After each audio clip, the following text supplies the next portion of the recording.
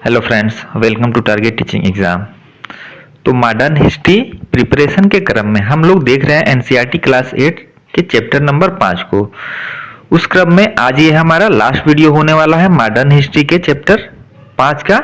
इससे पहले हम लोगों ने 2 वीडियो में जितने भी इम्पोर्टेंट हाईलाइटेड नोट्स थे उनको देखा।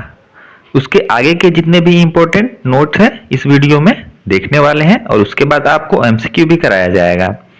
तो चलिए सेशन को स्टार्ट करते हैं और देखते हैं आज का हमारा पहला महत्वपूर्ण लाइन कौन सा है। तो देख सकते हैं आप लोग यहाँ पे दिया है 6 अगस्त 1857 को लेफ्टिनेंट कर्नल टाइटलर ने अपने कमांडर इन चीफ को टेलीग्राफ भेजा।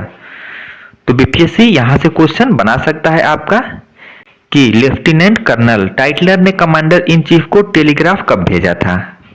तो ये डेट आप लोग जरूर ध्यान में रखें और ये जो डेट वाला टॉपिक है ये बीपीएससी का सबसे पसंदीदा टॉपिक है। यहाँ से हर चाहे पीआरटी हो गया 6 to 8 हो गया या फिर जितने भी एग्जाम बीपीएससी लेता है 5 से 6 प्रश्न हर बार देखने को मिले हैं। तो ये डेट वाला आप लोग जरूर ध्यान रखते चलें, बहुत ही ज्यादा महत्वपूर्ण है। आगे देखते हैं जिसमें उसने अंग्रेजों के भय को व्यक्त किया था। हमारे लोग विरोधियों की संख्या और लगातार लड़ाई से थक गए हैं। एक एक गांव हमारे खिलाफ है, जमींदार भी हमारे खिलाफ खड़े हो रहे हैं। तो ये महत्वपूर्ण लाइन है, आप लोग इसे ध्यान रखें। अब बढ़ते हैं अपने आगे के इम्पोर्टेंट टॉपिक पे। तो देखिए आगे का हमारा जो इम्पोर्टेंट टॉपिक है वो यहाँ से स्टार्ट होता है। सितंबर 1857 में दिल्ली दोबारा अंग्रेजों के कब्जे में आ गई। तो देखिए यहाँ से भी प्रश्न बन सकता है कि दिल्ली दोबारा अंग्रेजों के कब्जे में कब आई। तो सितंबर 1857 में। आगे देखते हैं अंतिम मुगल बादशाह बहादुर शाह जफर पर मुकदमा चलाया गया और उन्हें आजीवन कारावास की सजा दी गई। उनके बेटों को उनकी आंखों के सामने गोली मार दी गई और बहादुर शाह जफर और उनकी पत्नी बेगम जीनत महल को अक्टूबर 1858 में रंगून जेल भेज दिया गया। तो ये भी इंपॉर्टेंट है। इसी जेल में नवंबर 1862 में बहादुर शाह जफर ने अंतिम सांस ली। कब ली? नवंबर 1862 में। तो सभी महत्वपूर्ण टॉपिक है, आप लोग जितने भी टॉपिक मैं कवर करा रहा हूं हर एक चैप्टर के आप लोग जरूर उसको याद करते चले। बाकी लास्ट में हम लोग इस पे जितने भी क्वेश्चन बन सकते हैं उसको भी देखेंगे। तो देख सकते हैं दोस्तों कितना ही ज्यादा महत्वपूर्ण वीडियो आप लोगों के लिए लाया जा रहा है। काफी ज्यादा मेहनत लगती है वीडियो बनाने में, लेकिन आप लोग वीडियो को लाइक नहीं करते हैं और दोस्तों के पास भी शेयर नहीं करते हैं। तो इसीलिए सभी लोगों से रिक्वेस्ट है कि आप लोग वीडियो को जरूर लाइक कर दें और अपने दोस्तों के पास भी शेयर करें। बाकी आप लोग पूरे यूट्यूब पे ढूंढ लेंगे, ऐसा वीडियो आपको कहीं देखने को नहीं मिलेगा। केवल आपको क्या किया जाएगा कि ये थ्योरी पढ़ा दिया जाएगा, लेकिन कैसे क्वेश्चन पूछा जा सकता है ये कोई नहीं बताएगा। बढ़ते हैं आगे। अब देखते हैं अगला महत्वपूर्ण लाइन क्या है। तो यहाँ पे आप लोग देखेंगे जून 1858 में रानी लक्ष्मीबाई की शिकस्त हुई। कब हुई? जून 1858 में। महत्वपूर्ण बिंदु है, ध्यान में रख लें इसको भी। अब आगे देखते हैं।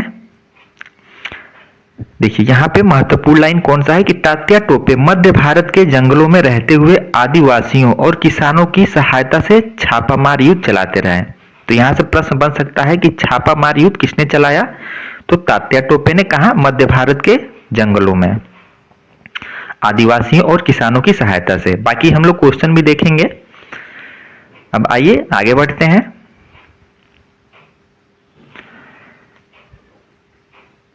अब देखिए ये महत्वपूर्ण लाइन है।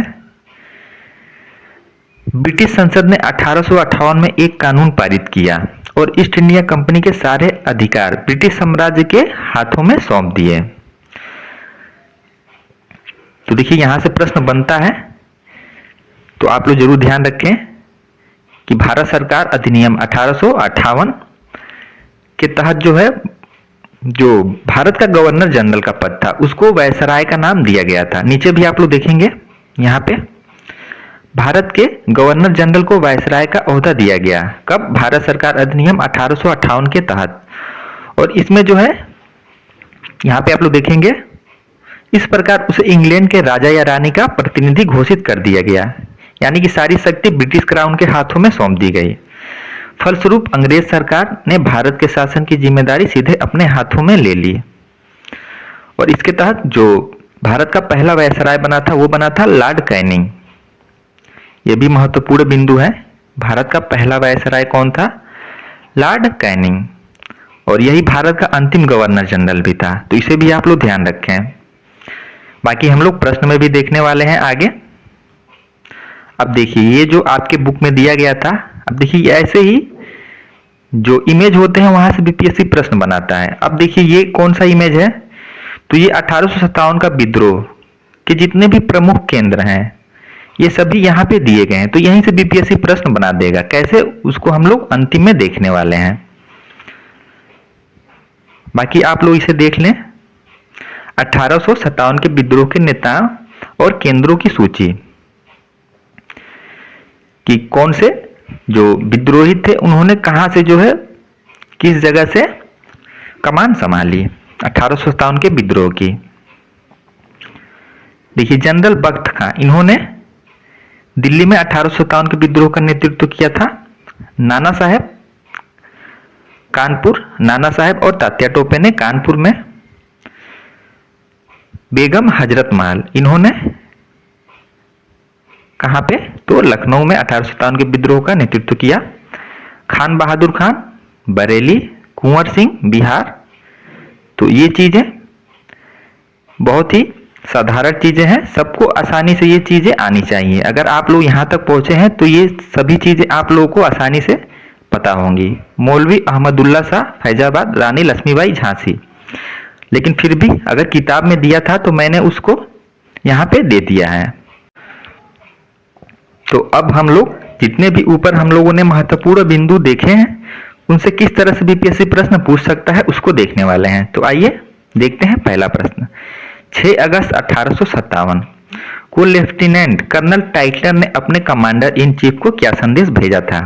अगर जिन भी लोगों ने सेशन को ध्यान से देखा होगा आसानी से इस प्रश्न का आंसर दे सकते हैं। तो इस प्रश्न का राइट आंसर है ऑप्शन सी। हमारे लोग विरोधियों की संख्या और लगातार लड़ाई से थक गए हैं। तो ऐसे ही बीपीएससी प्रश्न बना देता है। आप लोग जो है कंफ्यूज हो जाते हैं कि प्रश्न कहां से पूछा गया। यहाँ पे व्याख्या आप लोग देख सकते हैं वीडियो पॉज करके। आइए देखते हैं अगला प्रश्न। 1857 के विद्रोह के बाद दिल्ली में क्या हुआ था? 5 ऑप्शन है। ऑप्शन ए है दिल्ली को ब्रिटिश के कब्जे से मुक्त कर दिया गया। ऑप्शन बी में है बहादुर शाह जफर पर मुकदमा चलाया गया और उन्हें आजीवन कारावास की सजा दी गई। तो यही हम लोगों ने पढ़ा भी था ऊपर। तो इस प्रश्न का राइट आंसर है ऑप्शन बी। देखते हैं अगला प्रश्न। तो अगला प्रश्न है बहादुर शाह जफर को कहां भेजा गया था? तो आसान प्रश्न है, राइट आंसर है ऑप्शन बी रंगून। देख सकते हैं व्याख्या। बहादुर शाह जफर और उनकी पत्नी को अक्टूबर 1858 में रंगून जेल भेजा गया था।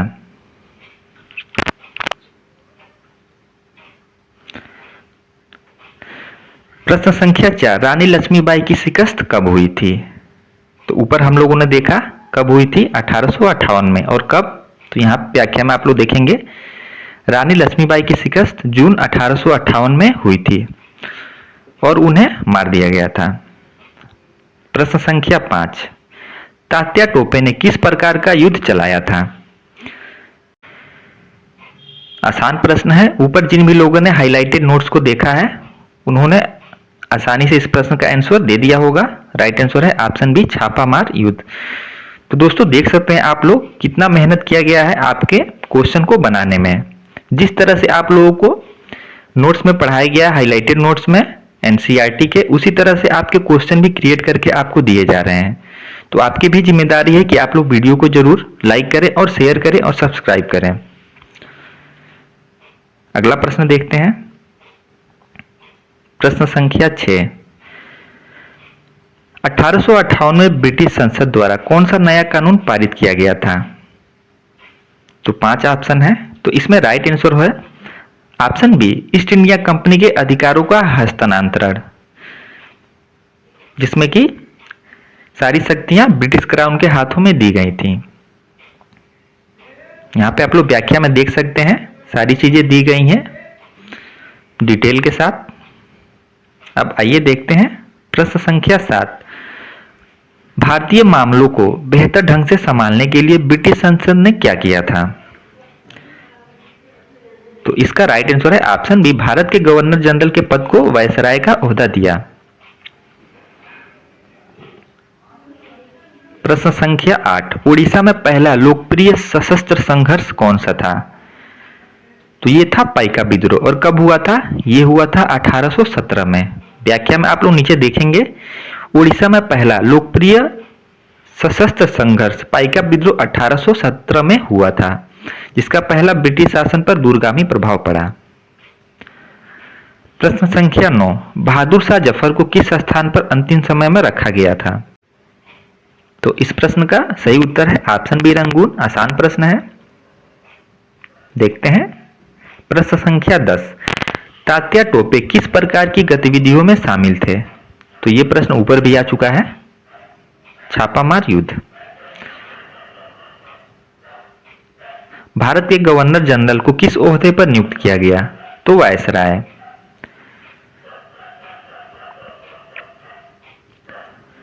रानी लक्ष्मीबाई की मृत्यु कहां हुई थी? तो ग्वालियर में हुई थी। तो देखिए, आपको कम समय में जितना ज्यादा हो सके कंटेंट दिया जा रहा है नोट्स के साथ, और उसके बाद आपको एमसीक्यू भी दिया जा रहा है कम से कम समय में, कि आपके ज्यादा समय को खराब ना करते हुए जितना ज्यादा हो सके कंटेंट प्रोवाइड किया जाए। 1857 के विद्रोह में दिल्ली का नेतृत्व किसने किया? तो सबसे लास्ट में इमेज के टॉपिक को हम लोगों ने देखा था, तो उससे रिलेटेड अब आपके 10 प्रश्न दिए जाएंगे। तो किसने किया था? Right answer option C, general Bakht खां।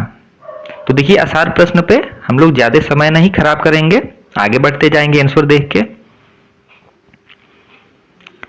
प्रश्न संख्या 14।